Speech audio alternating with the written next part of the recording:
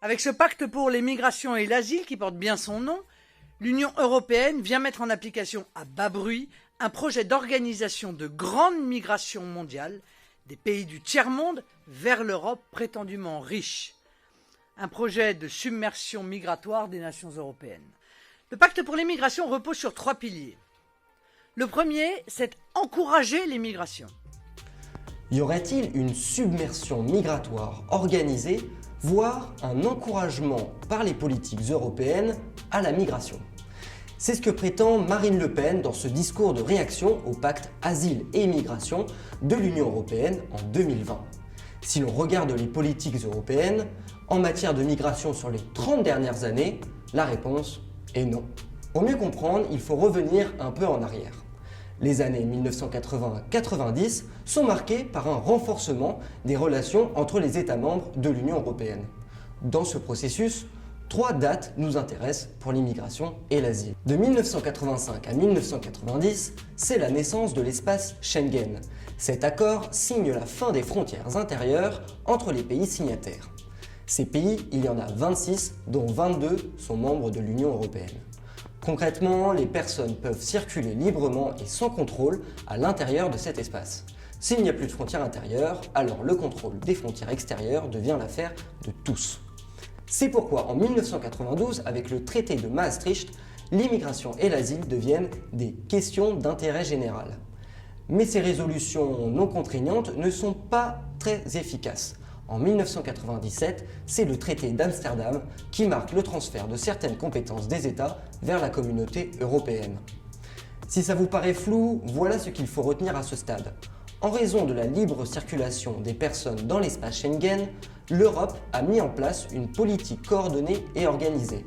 Son objectif, contrôler et prévenir les arrivées de personnes, en mettant en place tout un tas de dispositifs aux frontières extérieures et aux marges de l'Europe. Et ça, c'est encore le cas aujourd'hui. Ces politiques de contrôle et de prévention prennent des formes très variées. Sur le volet surveillance, par exemple, l'agence Frontex est créée en 2004. Les agents de Frontex sont chargés de surveiller les frontières extérieures. En 2013, son budget est de 85 millions d'euros.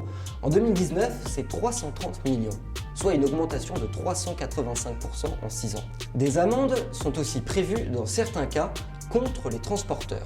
Comprendre les compagnies aériennes, comme Air France par exemple, qui amèneraient des immigrés ou des réfugiés en Europe. L'Europe va aussi collaborer, voire financer des États non membres de l'Union européenne pour contrôler des flux de personnes non désirées. Avec le soutien matériel de l'Europe, les gardes-côtes libyens sont ainsi encouragés à intercepter des bateaux de migrants et de les renvoyer en Libye. Autre exemple, en 2016, l'Union européenne finance à hauteur de 6 milliards d'euros la Turquie pour prévenir l'immigration qui vient notamment de Syrie.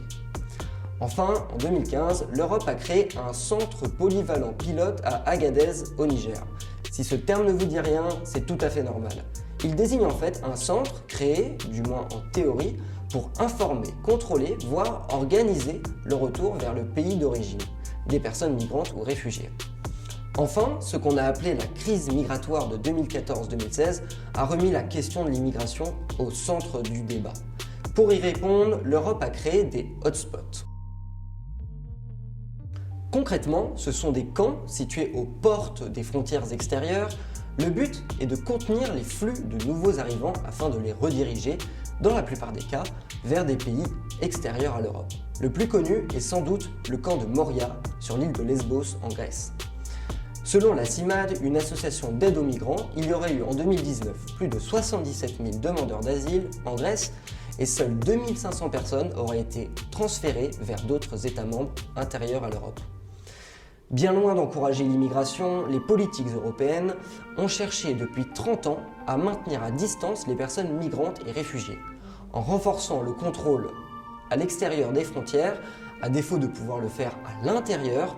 L'Union européenne a mis en place des moyens humains et financiers pour contrôler et prévenir les arrivées, et ce bien souvent au détriment du volet intégration de la gestion des flux migratoires.